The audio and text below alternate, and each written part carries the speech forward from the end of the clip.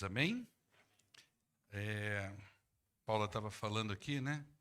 Que bom que a gente tem essa liberdade de cantar, mas não de cantar tão alto, tá? Nós temos passado. Hoje eu estava vindo aqui para a igreja, eu falei assim, Marina, você vê como que.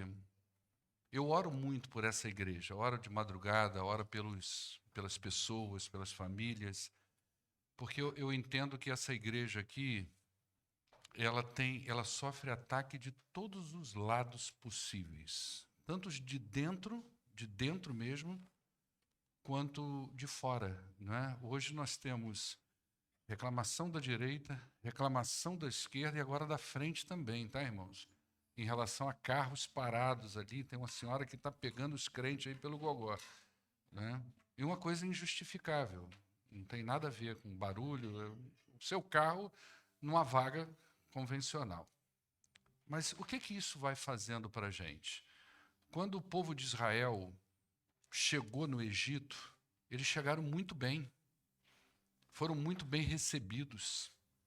E eles foram tão bem recebidos que o pessoal gostou de ficar lá. Né? E eles começaram a casar, eles começaram a se envolver com outras famílias, eles começaram a criar negócios, eles começaram a crescer ali naquele lugar. Estava legal, estava confortável, estava bacana, mas ali não era o lugar deles. Deus teve que mandar a escravidão, o incômodo, o dissabor, para que eles começassem a pensar numa coisa: nós precisamos nos movimentar. Então, ora, irmãos, porque essa igreja ela tem um potencial de crescimento muito grande. Ela tem potencial de crescimento. Deus precisa também nos tirar daqui. Então, nós precisamos mostrar por nosso Deus que nós estamos incomodados, que nós precisamos clamar ao Senhor: Senhor, abre as portas para que a gente consiga um lugar, um terreno, alguma coisa. O pastor tem tentado muita coisa, tá, gente? Já tentei com prefeitura, já tentei com quartel, já tentei com vereador, 2 vereadores, eu já falei sobre isso, mas a gente ainda não, talvez a gente precise orar mais um pouco. Amém? Deixa eu falar uma coisa. Aliás, 2 coisas. Primeiro, que nós ainda temos essas plaquinhas. Se você a Camila lançou esse projeto na quinta-feira, né, que é o projeto, você vai escrever o texto bíblico aqui e vai colocar em algum lugar da cidade. Isso aqui dá super certo, e é bem bacana, pode botar numa praça, você pode botar no jardim da sua casa, lá na frente, para que todo mundo veja. Você pode botar em alamedas de rua, aquelas travessinhas que tem graminha, você vai lá e coloca. A gente já andou colocando, isso normalmente dura 3, 4, 5 meses a mensagem do evangelho ali. Tá? Então, nós temos muitas aqui, você pode pegar algumas. E temos também os balõezinhos. Se você quiser também, você pode escrever. Aqui tem alguns cartõezinhos, você vai escrever um texto bíblico aqui, não é isso?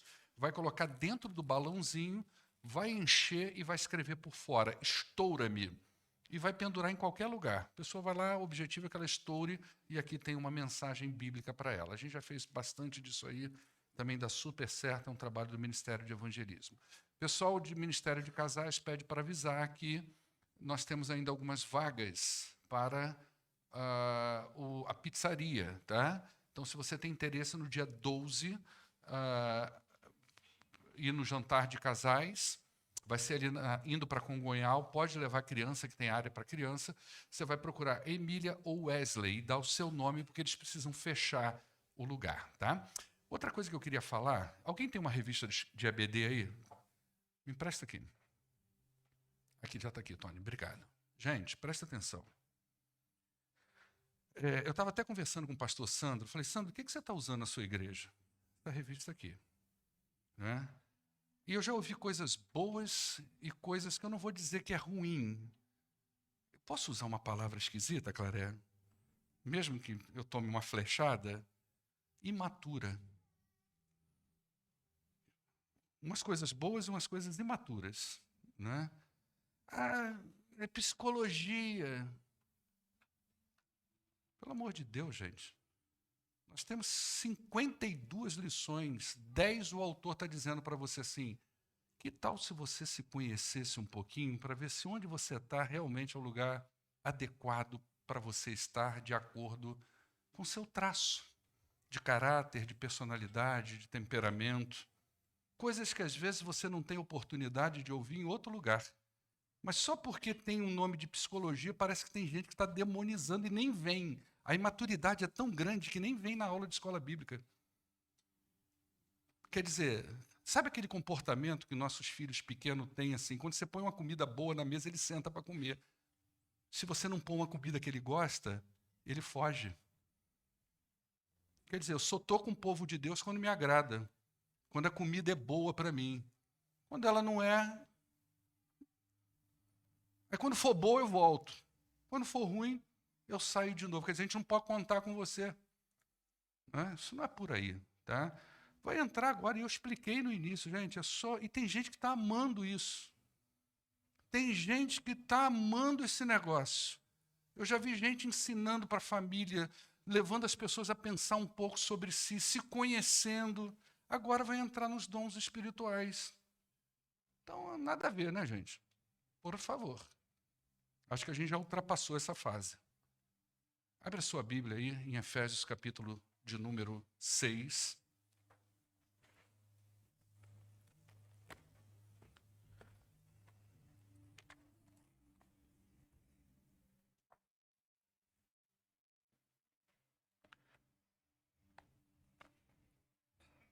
Verso 16.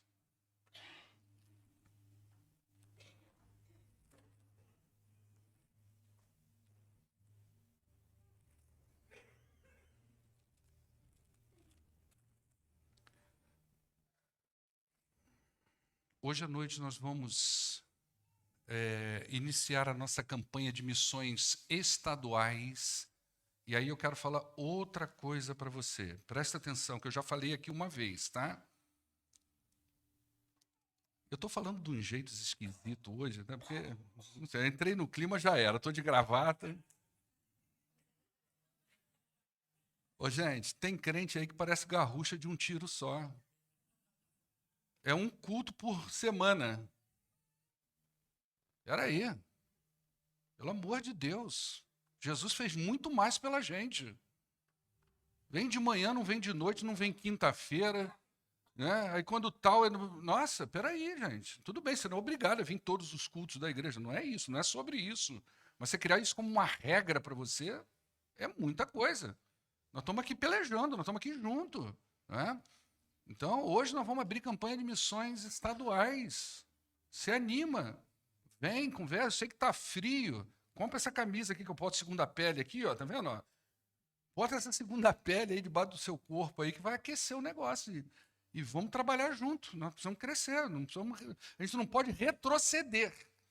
Né? Então, trabalha isso no seu coração, na sua mente. Domingo é o dia que eu vou dedicar o meu tempo ao Senhor. Não é uma ida só e vou. Não é assim que funciona. Né?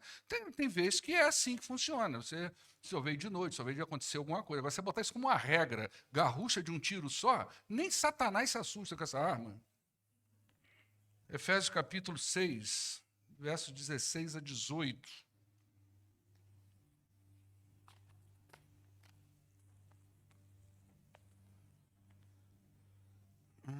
Deixa eu me situar aqui. Vamos lá. Além disso, usem o escudo da fé, com a qual vocês poderão apagar todas as setas inflamadas do maligno. Usem o capacete da salvação e a espada do Espírito, que é a palavra de Deus. Orem no Espírito em todas as ocasiões, com toda a oração e súplica. Tendo isso em mente, estejam atentos e perseverem na oração por todos os santos. Até o 18. Ok, vamos orar ao nosso Deus. Pai, muito obrigado por esta manhã aqui na Tua presença. Esta manhã, ó Deus, de adoração, de ensino da Tua palavra. Eu louvo ao Senhor, porque nós temos essa oportunidade de abrir a Tua palavra e ler, explicar, ó Deus, e aplicar a Tua palavra no coração das pessoas. Eu peço ao Senhor, abra a nossa mente, o nosso coração, em nome do poderoso Jesus. Amém. Antes de eu começar, deixa eu só fazer uma reticência sobre o que eu falei anteriormente sobre o culto. Por que eu falo essas coisas? Não é para ter igreja cheia, nem para incomodar e confrontar você. Não é sobre isso. A questão é que nós temos 3 momentos que eu tenho com você para poder ensinar a palavra de Deus, para reforçar o seu coração, alimentar a sua alma e ajudar você a cuidar dos seus filhos e da sua família. É muito pouco tempo, é muito pouco alimento. Então, imagina se você só se alimenta uma vez na semana. É muito pouquinha coisa, né? E eu tenho orado ao Senhor e me esmerilhado para trazer coisas que, a despeito de serem simples, sejam significativas para a sua vida e para o seu coração, tá? Então, é sobre isso, é sobre aquilo que precisa fazer da minha responsabilidade com a sua vida e com a sua família. Nós estamos trabalhando na sessão que vai dos versos de 6, do capítulo 6, desculpa, que vai dos versos de 10 até o verso de número 20. Isso aí é uma sessão só, ok? Nós estamos fragmentando ela, porque o nosso tempo, principalmente de manhã, ele não é tão longo. Quem dera se eu pudesse ter 1 hora de pregação, 1h10, como você vê às vezes no YouTube, o pastor foi lá, pegou um texto, destrinchou, e você vai ver 50 minutos de oração, às vezes até mais, porque provavelmente às vezes tem até cortes ali. A gente já falou de algumas características do nosso adversário nessa sessão. Nós falamos que ele é poderoso, que ele usa o seu poder para o mal, que ele é astuto e que ele é invisível. Essas são as características que o apóstolo Paulo nos apresenta do nosso inimigo. Nós temos que lutar contra eles, contra ele. Ele inverte sobre nós e ele é o nosso, então, inimigo. Nós não temos como enfrentar esse adversário pela nossa própria força. Paulo também vai deixando isso claro. Então, Deus, na sua graça e na sua misericórdia, ele nos fornece uma armadura para essa batalha. E essa armadura, ela está à disposição da igreja do Senhor Jesus. Então, está ali para nós. A gente já falou aqui que existem 2 atitudes que nós, como crentes em Jesus, como igreja de Cristo, a gente precisa tomar em relação a essa oferta de Deus para a nossa vida. E a primeira atitude é que nós precisamos lançar mão ativamente dessa armadura, ou seja, ela não é um processo passivo. Eu não vou fazer uma oração hoje e amanhã essa armadura vai cair sobre a minha vida. Quando eu me olhar no espelho, eu vou ver que, nossa, eu estou com a espada na mão, eu estou com essa armadura sobre a minha vida, um capacete e tal, escudo. Não é assim que funciona. O que Paulo vai dizer é o seguinte: Deus forneceu isso para você, mas você precisa ter uma atitude ativa em relação a essa armadura, né? Então ele vai nos encorajar a pegar e a vestir. E essa é justamente a segunda atitude que Paulo nos ensina aqui. Eu preciso pegar essa armadura e eu preciso colocar ela sobre a minha vida, como se fosse uma unidade, ou seja, não são peças. Eu não pego só o escudo, eu não pego só a espada, eu não pego só o capacete, eu pego a indumentária completa, aquilo que está ligado ao que eu visto e aquilo que está ligado ao que eu seguro. Então, o cristão, ele deve montar sobre si a armadura completa. Nenhuma peça pode ficar de fora. Deus forneceu um conjunto inteiro, e esse conjunto inteiro é necessário para nós. E o que significa, então, vestir-se de toda a armadura de Deus? A gente também já falou sobre isso. Paulo está falando de forma poética que o crente ele deve, na verdade, se revestir de Cristo. Ele é a nossa vestimenta, ele é a nossa armadura. Então, todo o processo da nossa vida é o processo em que o Espírito de Deus está nos moldando, está nos lapidando, está fazendo com que nós pareçamos com o Senhor Jesus. Ele é a nossa força, ele é a nossa armadura, ele é o nosso escudo e a nossa defesa. Nós já mencionamos aqui 3 peças dessa poderosa armadura. A gente falou sobre o cinturão da verdade e por que ele é importante para nós. Eu expliquei para vocês que debaixo da armadura tem uma túnica que o pessoal colocava, como se fosse um vestidão, e o cinto colocava ali para prender aquilo ali, para receber essa armadura. Ou seja, o crente ele precisa trabalhar essa realidade de caráter na vida dele, ele precisa viver uma vida verdadeiramente com Cristo para que ele possa usar esse material, senão nada disso vai fazer sentido se ele tiver uma deformação na espiritualidade dele. falamos da couraça da justiça, né? Então aquela peça que vai proteger os órgãos vitais, e falamos sobre as sandálias do Evangelho. Terminamos, então, falando na semana passada sobre caráter, integridade e fidelidade, que vão emoldurar essas três peças da armadura de Deus que nós falamos na semana passada. Isso precisa ser trabalhado na vida dos crentes, na vida da igreja. O seu caráter, a sua integridade e a sua fidelidade a Deus e ao povo de Deus. Então, trabalhando essas três coisas, essas três áreas da vida da gente, essa armadura começa a se encaixar e ter ali uma relevância na nossa vida. Hoje a gente vai falar de umas três peças, as três últimas peças que o apóstolo Paulo, então, fala a respeito dessa armadura. E a primeira delas que eu vou falar hoje, que é a quarta peça, que está no verso de número 16, é o escudo da fé. Escudo, todos nós sabemos que ela é uma ferramenta de defesa, é uma peça de defesa. E esse escudo aqui, relatado pelo apóstolo Paulo, é importante a gente entender a dimensão dele, para que você entenda para que ele serve. Então você já deve ter visto filmes dessa época medieval, épocas, né, épicas, que se usavam esses escudos, e você já deve ter visto aquele escudo redondinho que o gladiador usa, ou então que o cara lá na época medieval usava, né, naquelas lutas corporais.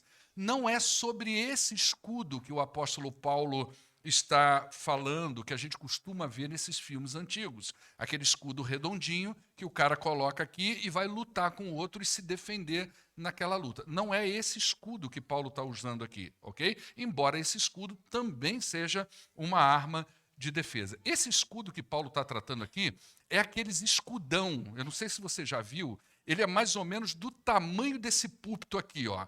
Já viu que vem aquele monte de cara com aquele escudão assim, né? Ele media aproximadamente 1,5 metro de altura por 75 centímetros de largura. Era uma peça extremamente pesada. Eram duas madeiras que eram colocadas assim, ó, enrolava-se com um pano de linho, depois vinha com um couro curtido, forte, envolvendo isso tudo, fechando isso tudo. Depois ainda colocava aqui, ó, uma chapa de ferro aqui e outra chapa de ferro ou de bronze lá embaixo. Fechava, unia essas peças todas.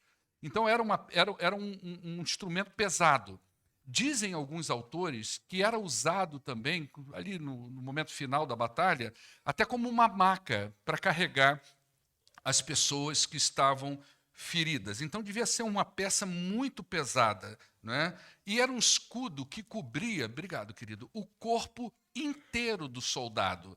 Não era como aqueles redondinhos que ficava só na frente. Você deve ter visto aquele filme 300 de Esparta, que quando os persas lançam as flechas, eles estão todos com aquele escudo redondinho e todo mundo, as flechas vêm e eles formam, né? Não é aquilo ali, é aquele grandão mesmo, que os caras põem na frente e cobre todo o corpo do soldado. E o objetivo desse escudo era justamente quando o guerreiro chegava perto do outro exército e eles lançavam aqueles mísseis de fogo, flechas embebidas em óleo, com estopa na ponta, e tacava para incendiar o outro exército. Então, esses escudos eram usados para parar esse tipo de flecha. Batia ali no couro e, de alguma forma, aquilo apagava. Não é? Então, não permitia que essas flechas se expandissem e criassem ali incêndios. Esses escudos eram capazes de conter essas flechas. E Paulo usa esse tipo de escudo como exemplo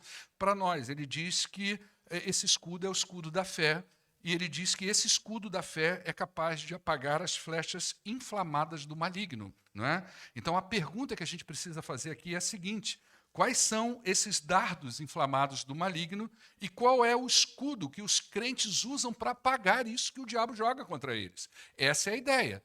Por isso que tem que pegar todas as peças. Não é só aquela couraça que eu ponho aqui no peito que vai me proteger disso. Eu preciso de uma coisa mais forte, uma coisa que envolva ali para que bata e não atinja a minha vida como um completo. Então, o que são esses dardos inflamados? Se você pensar em dardo ou em flecha, é um objeto pontiagudo. É um objeto que penetra, ele é penetrante. E nesse caso aqui do apóstolo Paulo, ele diz que ele é inflamado em chamas. E se você pensar o que o fogo faz, o fogo aquece, o fogo queima, o fogo inflama. Então eu tenho um objeto que é pontiagudo e tenho um objeto que é penetrante e que ele tem o poder de queimar, de inflamar, de aquecer alguma coisa. Então, nesse caso, Paulo está falando de algo que entra nas nossas vidas, que penetra nos nossos corações, que invade as nossas mentes, e fazendo isso é capaz de nos incendiar, de nos inflamar, de aquecer alguma coisa em nós. Então, a partir daí, a gente pode listar um monte de coisa que encaixa nesses dardos. Por exemplo, culpa. Às vezes o diabo lança uma flecha sobre a sua vida com o nome de culpa. E ela bate na sua consciência. E ela penetra na sua mente. E ela desce para as suas emoções. E aquele fogo vai se alastrando dentro da sua vida. Que você passa a ser um crente. Que a despeito de crer no Senhor, vir para a igreja, se alimentar da palavra de Deus, você volta sempre para casa se sentindo culpado por alguma coisa. Você não consegue receber e abraçar e abrir o seu coração para o perdão que Deus já deu para você da cruz do Calvário. Você se sente sempre uma pessoa culpada. E é culpada por uma coisa, é culpada por aquilo que não fez, é culpada por aquilo que fez. E você vai admitindo isso na sua vida e o diabo vai incendiando isso dentro de você de tal forma que toda vez que você chega na presença de Deus, você é aquele sujeito caído, quebrado e cabisbaixo. Outro é o orgulho. Essa flecha que vem sobre nós e aquece no nosso coração e na nossa mente, dizendo para nós que nós valemos alguma coisa para além daquilo que nós realmente somos. E nós passamos a ser pessoas orgulhosas e achamos que somos muito especiais para Deus e que somos melhores do que outras pessoas e começamos a julgar o comportamento dos outros. Porque nós somos melhores. Quando a gente se coloca na posição de juiz, quando nós nos colocamos na posição de julgarmos um comportamento de uma pessoa, nós estamos querendo dizer, olha, aquilo que aquela pessoa está fazendo eu não faço. Eu estou para além dessa realidade. E o orgulho vai crescendo no coração e nós vamos nos sentindo inflamados. E quando há muito orgulho, há pouco quebrantamento.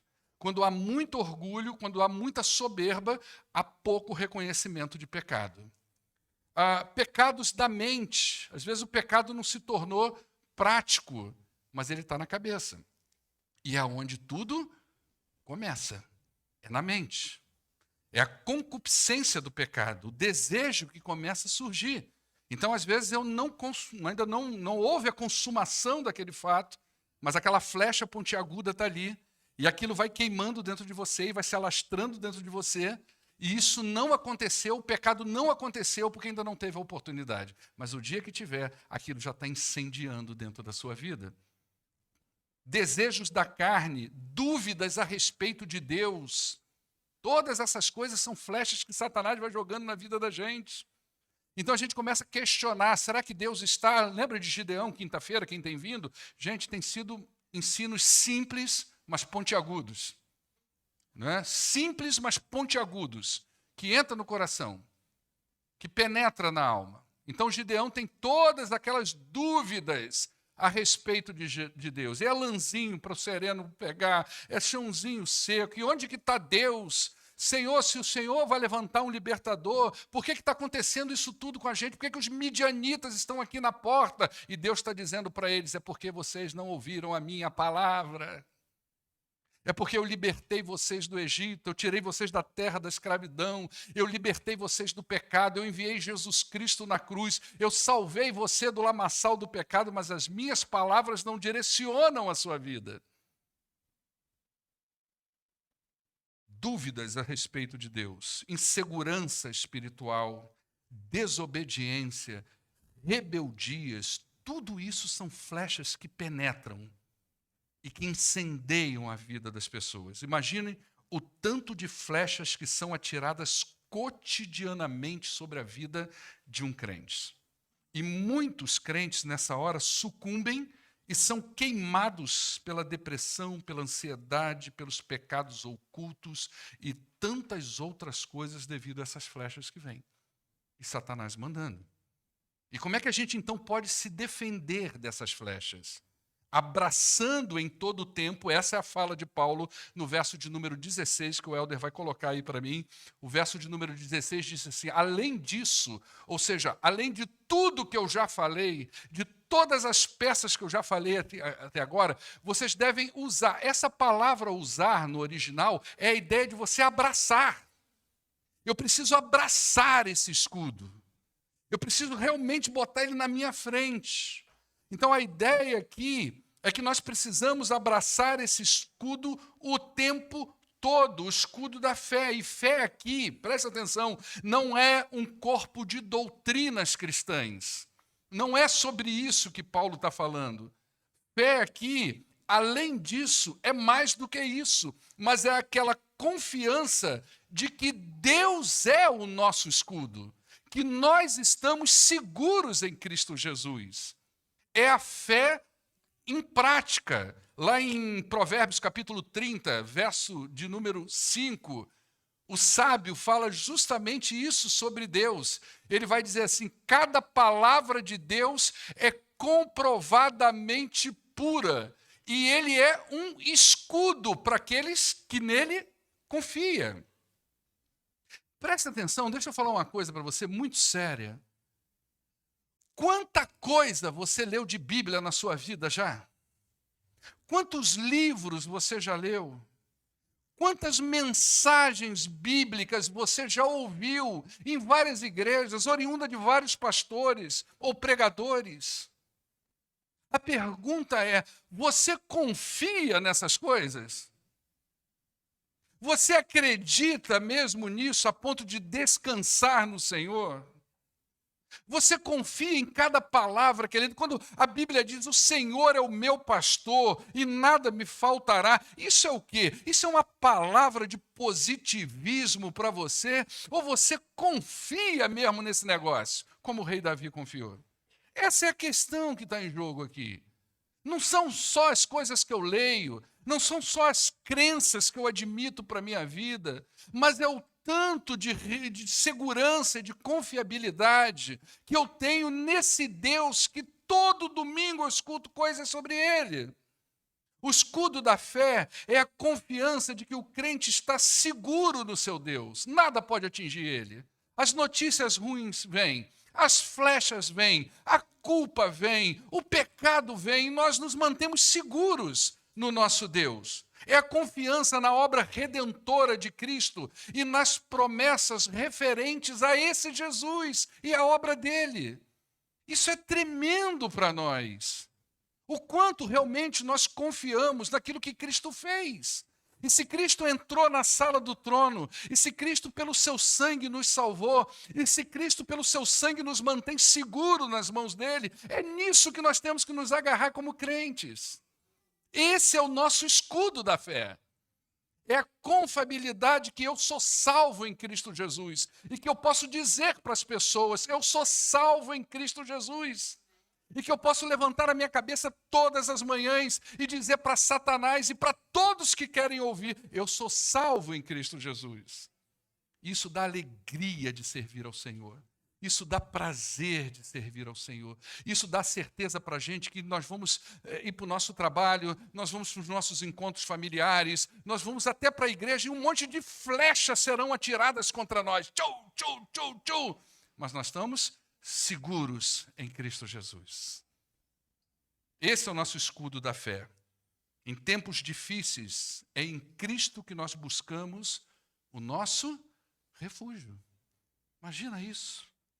Ele levou sobre si as nossas dores, os nossos sofrimentos, foi moído por nós. Nós estamos seguros nele. Imagina que Jesus fez tudo isso e olha para a gente e fala assim: nossa, você queria mais o quê, irmão? O que você quer mais? Eu estou fazendo tudo, já fiz tudo por você e ainda te mantenho seguro até o dia da tua redenção. A nossa confiança e fidelidade ao Senhor são capazes de apagar essas flechas incendiárias que Satanás joga sobre as nossas vidas diariamente. Então, quando você sentir que uma flecha bateu, você diz assim: eu sou salvo em Cristo Jesus. Eu estou seguro em Cristo Jesus. Você vai ver que aquele incêndio começa a apagar.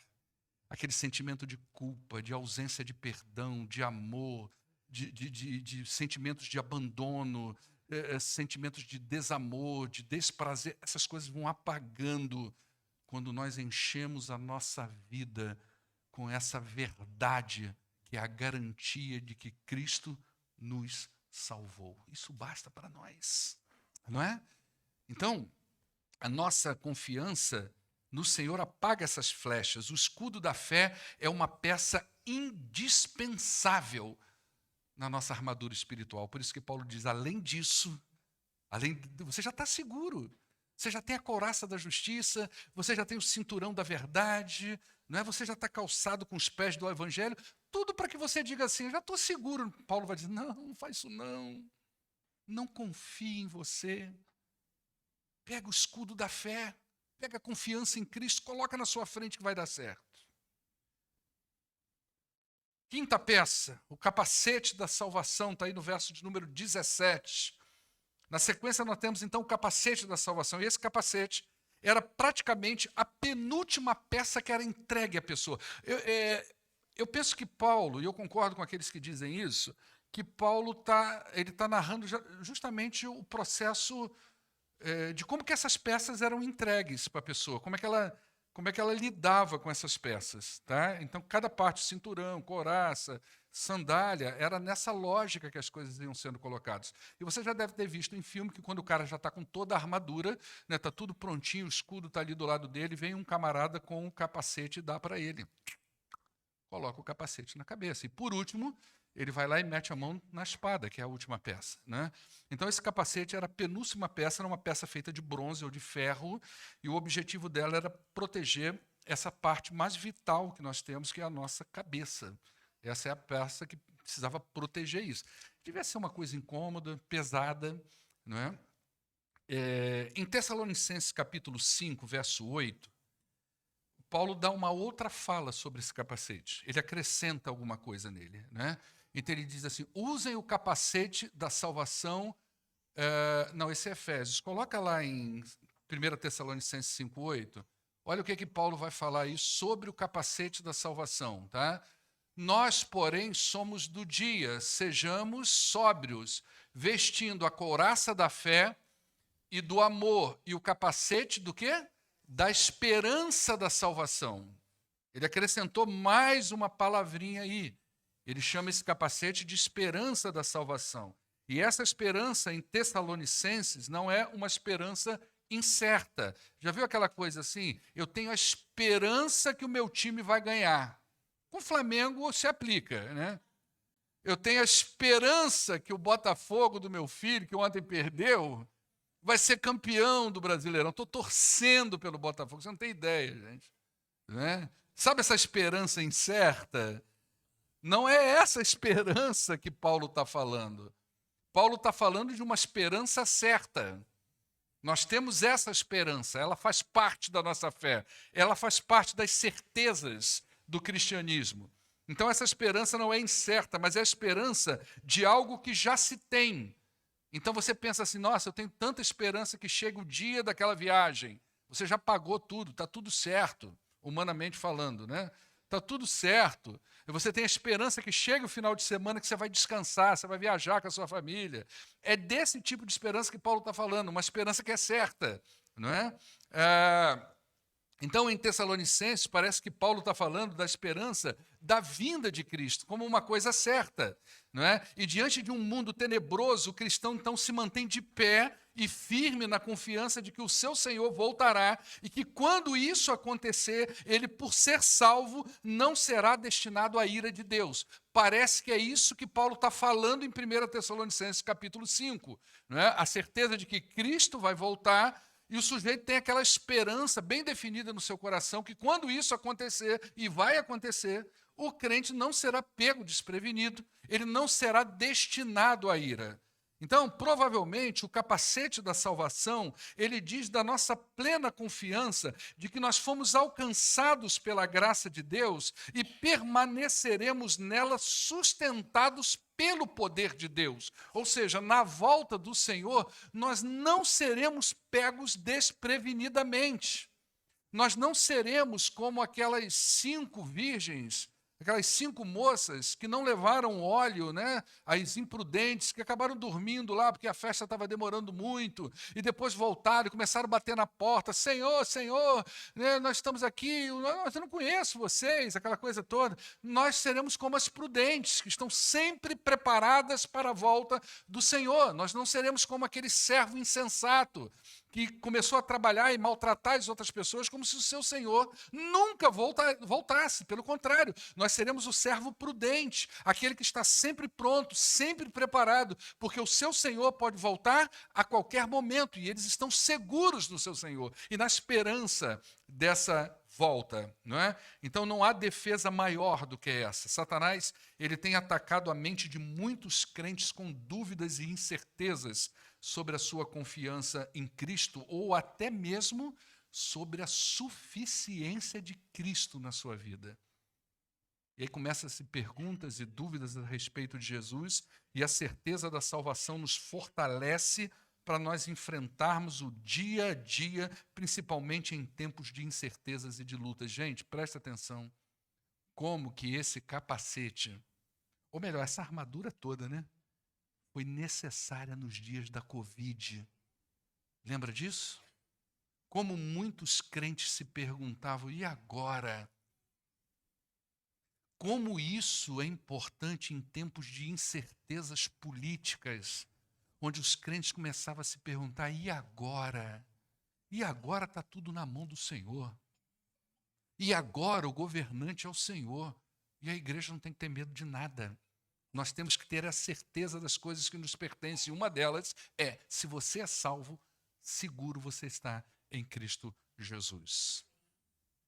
A salvação consiste na nossa justificação pela fé, começa quando vem a conversão, começa pelo arrependimento, floresce através da santificação, alcança fruto em nosso coração transformado e nos transformando à imagem e à natureza de Cristo, mediante a operação do Espírito de Deus. Ela nos conduz de um estado de glória para outro estado de glória. Ela envolve o fato de que nós nos tornamos cordeiros do Filho de Deus, Jesus Cristo. Ela envolve a nossa participação na natureza divina e nos seus atributos. Tudo isso diz de salvação que Deus nos deu em Cristo Jesus.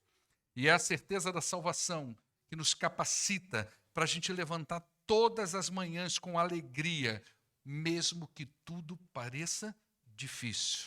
Então, quando você levantar pela manhã, bater aquela tristeza, e você pensa assim, nossa, esse dia vai ser terrível. Você já condenou o dia com o seu, né?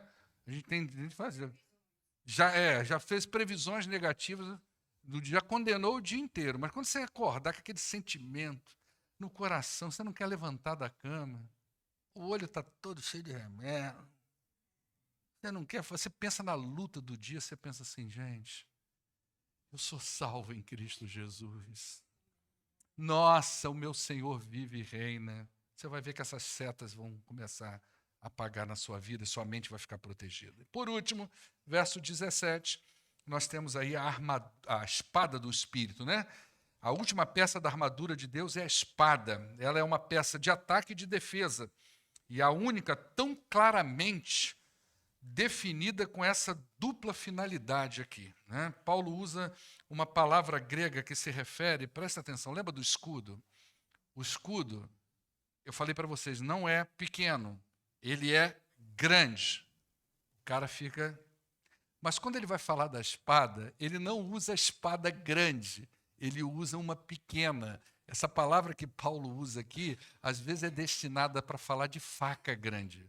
Isso mostra o que para a gente? Que nem sempre as nossas lutas serão a longa distância. Às vezes ela é pessoal, é no tete a tete, é encarando de frente, é pertinho um do outro, é ali. Satanás às vezes se aproxima demais e a luta se torna uma coisa pessoal, muito próxima da realidade. Então, muitas vezes nós vamos enfrentar o inimigo muito de perto. E a espada, essa espada, Paulo vai dizer, ela é do Espírito. E é ele quem fornece e dá sentido a essa ferramenta. Então essa espada é a palavra de Deus, nós temos ela aqui. mas não apenas incluindo a Bíblia, mas aquilo que é verbalizado também. Então, quando você vê Jesus trabalhando lá no momento da sua tentação, Satanás tenta Jesus e Jesus vai lá e pega o Antigo Testamento, que naquela época você já tinha uma formatação disso. Não, peraí, que eu vou pegar a Bíblia. Não, ele saca a palavra e ali ele desmonta toda a estrutura de Satanás com a palavra de Deus. Então, essa é a nossa espada, né? E ela é muito usada, por exemplo, no campo da evangelização. Né? No campo da evangelização, os nossos missionários usam muito essa espada, tanto para atacar Satanás, desmontar as suas ordens, como para se defender. E em todos os sentidos é o Espírito Santo que a torna poderosa e eficaz. É ele que faz com que a sua palavra seja viva, eficaz, mais afiada do que qualquer espada de 2 gumes. Ela penetra ao ponto de dividir a alma, o espírito, as juntas, as medulas e julga os pensamentos e intenções do coração. Onde é que está isso, gente? Hebreus capítulo 4, verso 12. Então lá você já tem uma definição dessa espada. Olha como que o Espírito potencializa a espada que é a palavra de Deus. Então, nesse sentido, ela é poderosa para quebrar todas as defesas do pecador. Quando você fala da palavra de Deus, é ela que penetra, é ela que trabalha no coração do pecador, é ela que vai quebrando as correntes, as amarras na vida das pessoas. Então, ela penetra nos lugares mais profundos do ser humano e ela vai aonde palavra humana nenhuma pode chegar.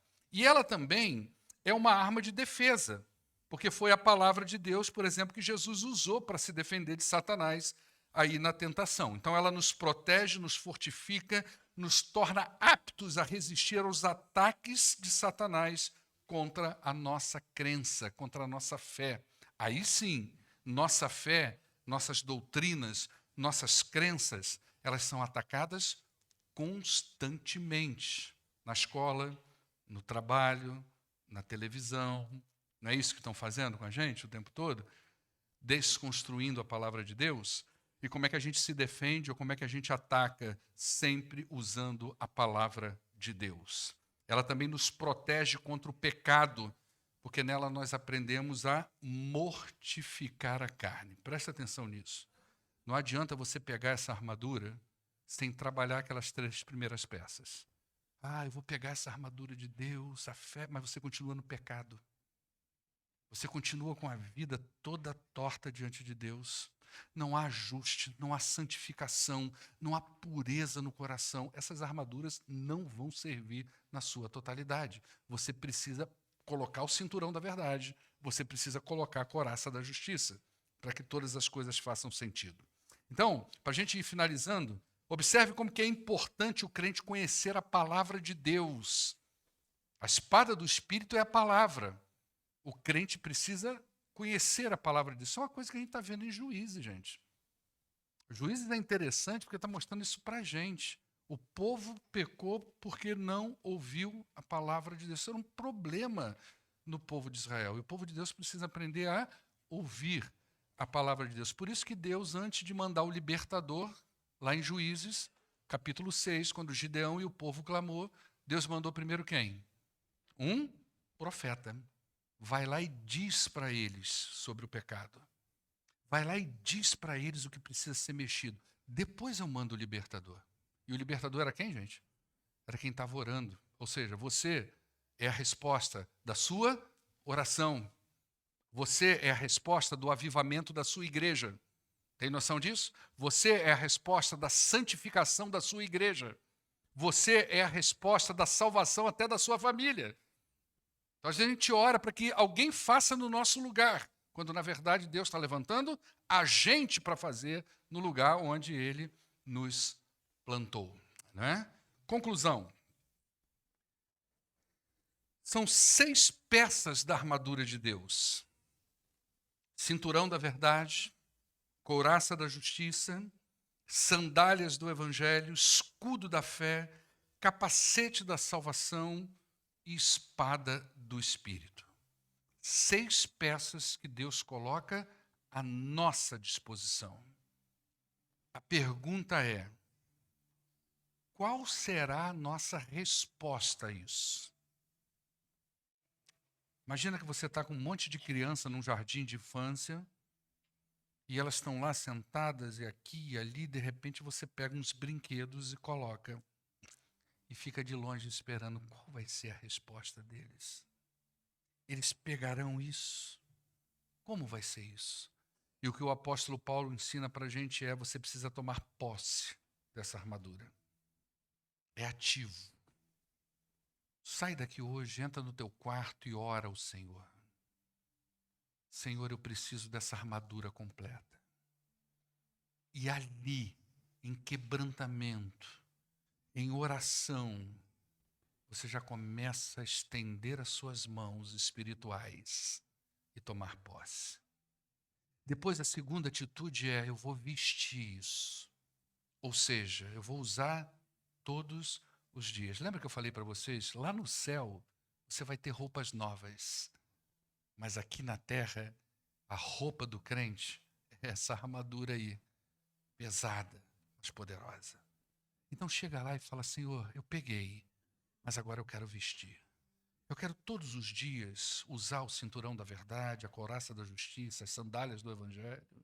Eu quero todos os dias usar o escudo da fé, o capacete da salvação e a espada do Espírito.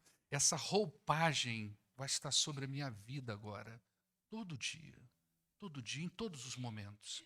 Você vai ver que Deus vai abrir os seus olhos espirituais e vários momentos da sua vida e do seu dia, Deus vai falar para você: filho, agora é a hora do capacete. Filho, agora é a hora da espada. Pega, vai, dá. Agora, filho, é hora de estender o peito, é a couraça. Filho, tá vindo flecha, cadê o escudo? Bota o escudo. Lembra do escudo? É ele agora. Deus vai ensinar você a usar o que ele mesmo está dando para você vencer o seu dia a dia. Tem noção disso?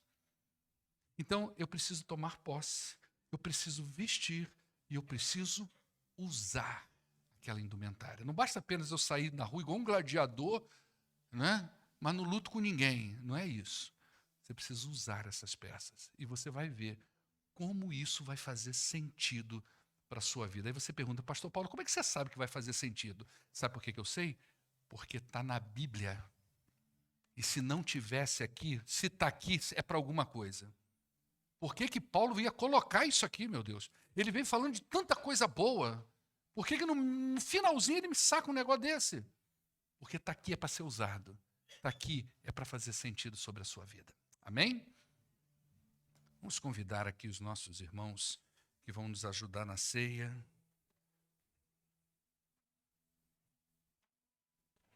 Vou pedir o Claré que já se posicione, que eu acho que vai vir hino, Claré. Vai ser hino? Ótimo.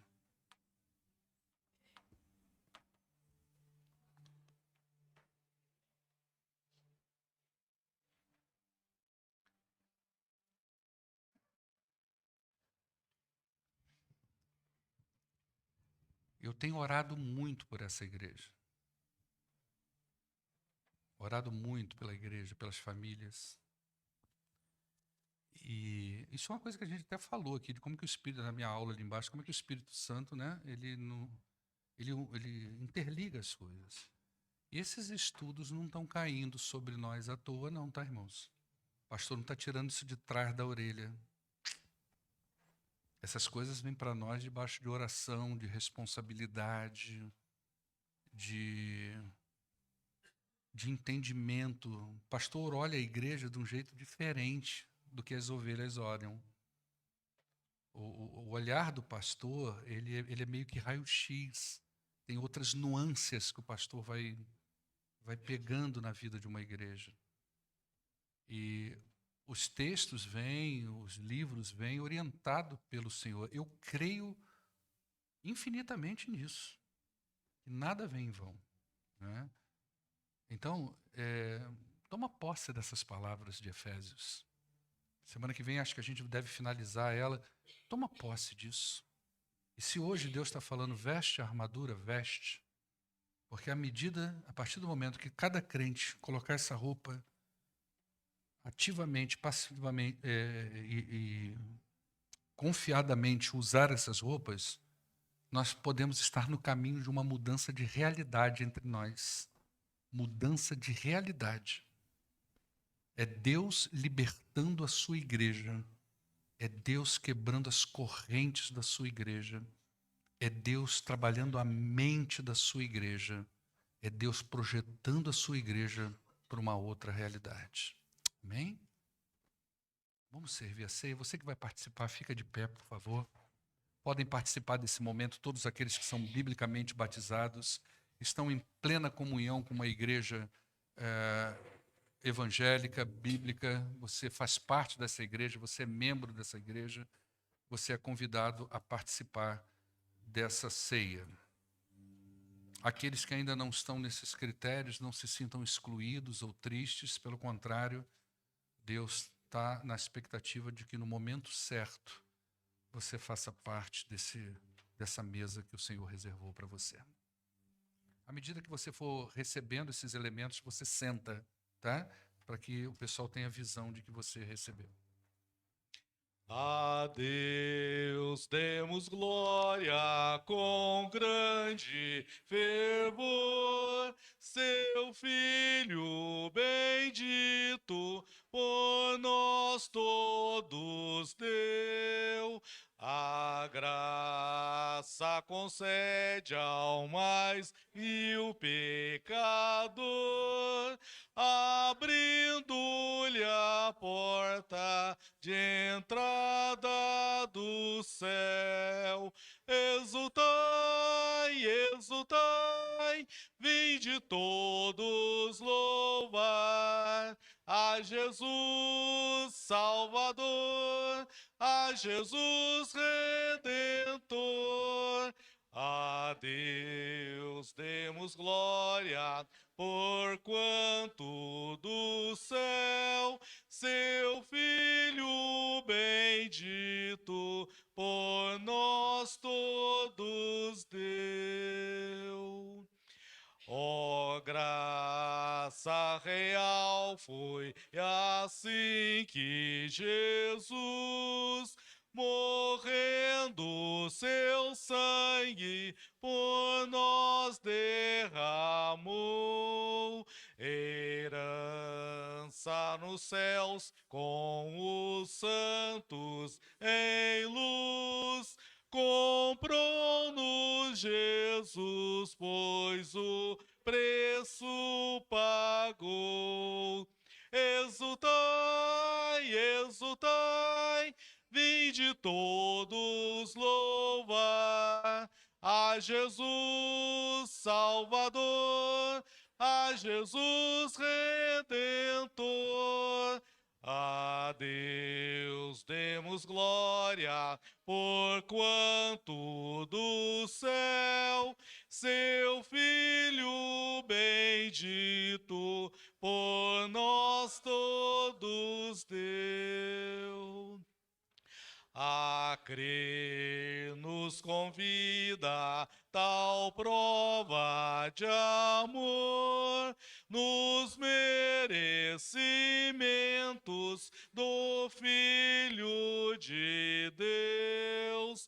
E quem, pois, confia em Jesus Salvador, vai vê-lo exaltado na glória dos céus. Exultai, exultai, vinde todos louvar a Jesus Salvador, a Jesus Redentor. A Deus demos glória, porquanto do céu seu Filho bendito por nós todos deu.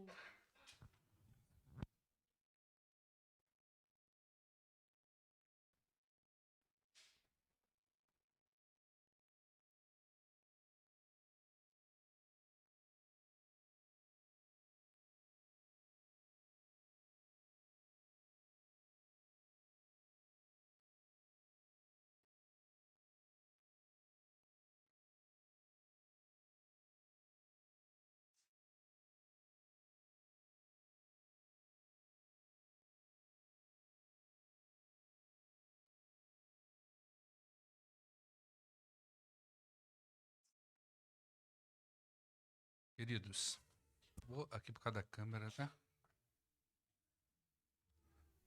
O apóstolo Paulo, escrevendo aos Coríntios, capítulo de número 11, ele trata sobre a ceia, né? Um livro que a gente já estudou aqui exaustivamente e já falei uma série de mensagens só sobre ceia também.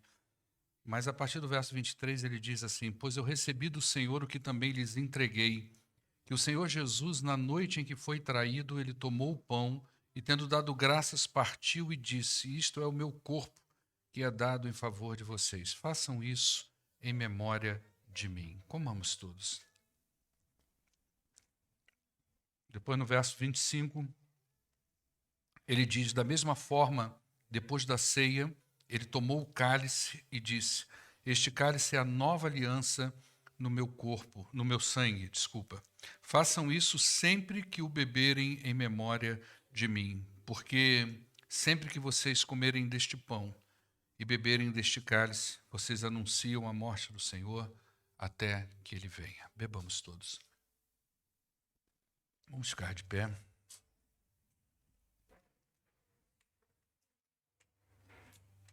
Senhor, louvado seja o teu nome, ó Deus. Muito obrigado pela mensagem da cruz. Muito obrigado, ó Deus, pela grande oferta de amor que é o Senhor Jesus ofertado por nós.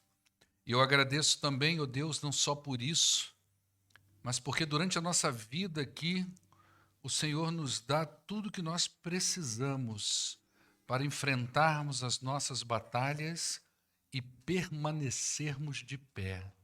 Pois não é só lutar, Senhor, é permanecer de pé após essas lutas. E nós louvamos ao Senhor por isso. Abençoe a tua igreja aqui presente. Fale ao coração do teu povo, em nome do poderoso Jesus, o Senhor da igreja. Amém. Despede da pessoa que está do teu lado, deseja a paz de Jesus para ela, que Deus te abençoe.